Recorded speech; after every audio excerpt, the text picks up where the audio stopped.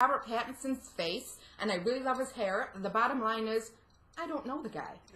I'm not about to sit, you know what I mean, with a bunch of screaming fans for some guy I don't know. Especially this dude. He carries his own stigma. Every time I look at him, everyone I hear from, this guy's a complete douchebag. I'm sorry. I don't even know if he's a douchebag. I'm not prepared to offer an opinion one way or another. I don't know this guy. At the same time... Well, it just seems like everything I see him on, everything he's involved in, he just doesn't care about anybody but himself. You know? I don't even think he cares about himself, but I don't know. That's why I'm saying. I don't either. I'm not about to get worked saying. up in a tizzy about him. Yeah. I mean, I'd like to look at his pictures, and he sure is pretty, but that's about it. And I just want you to know that everything I just said is subject to change if Robert Pattinson appears at a mall by our house. She'll totally be there. Probably not. With the signs in her blanket and this cutout behind us and... No, that would be embarrassing. I don't think I could do that. I don't think I'd want to do that. I wouldn't want you to do that. Stop me. If it comes up, stop me. We're through right now, Jess. We're done. Definitely. Okay. Okay, the bottom line for me is it's great fun to laugh about and poke fun at, and he's really pretty to look at. And I'm okay with the other side, too, though. The extreme fans, the passionate ones. Right? They're having a good time. It's innocent enough. And the rest of the world is crap. Why not let them love it up? But what's the payoff in the end? You had a good time. And there might be an answer to the whole, why is it a bad thing? We have a special guest this week. Oh. Pixie Vamp is going to give us her horror story. Yay! A fan encounter horror story. I can't wait. Welcome, Megan. There she is. Come on, girl. Hi, Jessica and Joe, and hello to all those watching at a different forest. I'm Pixie Vamp. Thanks for inviting me to be a guest on Trainwreck. I know Jessica's theme for this episode is, have you ever been embarrassed by the Twiverse? And that's what's brought me here tonight. I want to share my experience at the recent 100 Monkeys concert in Nashville, Tennessee. You see, myself and several other ADF members purchased our tickets for the show back in September, but a couple of weeks before the show, a little event called NewCon was scheduled at the Renaissance Hotel in downtown Nashville. Apparently, NewCon is a Twilight convention, essentially being built up around the 100 Monkeys show that had already been scheduled. Several of the smaller characters from Twilight were present, along with Jackson Rathbone and his band. We didn't really know all the gory details because, well, we didn't really care. We weren't planning to attend the con and thought we could just enjoy a fun night on the town and a little Jackson Rathbone. Now, I personally have never participated in a Twilight convention. I had also never seen 100 Monkeys live. And to say that some of these fans were a little over the top is a huge understatement. We were informed to be careful if we planned to get too close to the stage. Be careful?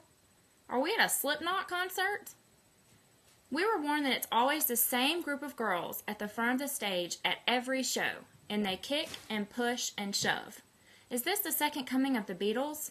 Not cool if you're one of those girls. So, my friends and I elected to sit in the balcony section and had a great view looking right down on the stage. We were able to escape there? No way. We weren't. But I'll get to that later. First, I want to talk about etiquette. We're all adults, but some of us in this fandom sure don't act like it. Last time I checked, we had all purchased the same ticket for the same amount of money. If you've been in the front of the line to the 100 Monkeys show 15, 16 times, it's probably not going to get you any closer to Mr. Rathbone. So why not let someone else have a better view? It's also not polite to grab, and this kind of thing was happening.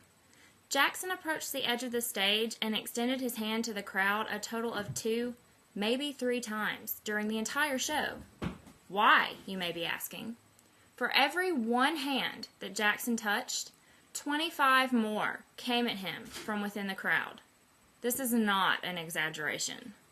You could tell that he wanted to be engaged with the audience, but that he seemed extremely leery of getting too close. Now, I also mentioned that we settled ourselves into a nice little area above the stage, but escape we did not. While, yes, we were there to get a glimpse of Jackson in the flesh, we also wanted to hear the music. I'm a fan of live music. I like all music. But about halfway through the show, there were suddenly cameras above our heads, between our seats, aimed at the stage. And there were people pulling up chairs behind us, in an area not designated for seating. Their conversation was extremely loud and distracting. We had made camp here, and they just kind of moved in behind us. All in all, I want to say this.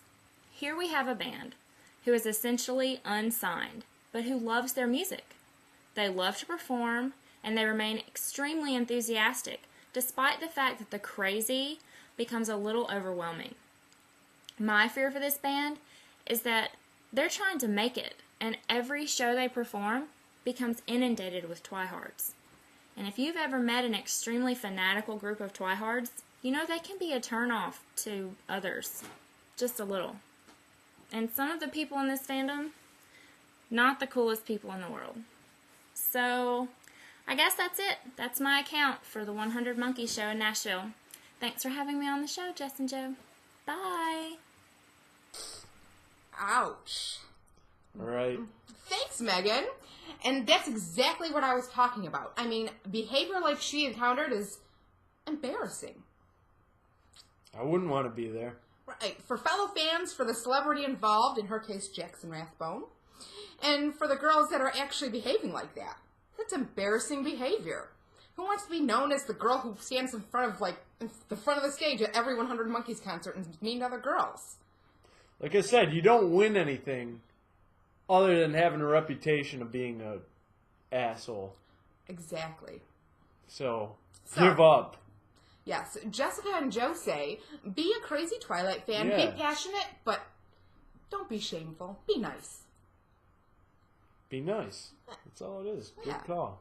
And then, Joe, something else happened this week. What? This. Let me a picture. OMG, Jess. OMG. They held hands. They are so busted. God. They're so together, aren't they? Right. My cynical side says they're caught holding hands while touring, drumming up press for their new movie. No shit, they got caught answering the question of the year during press week. They held hands. Just like this. What is going on here? I don't know.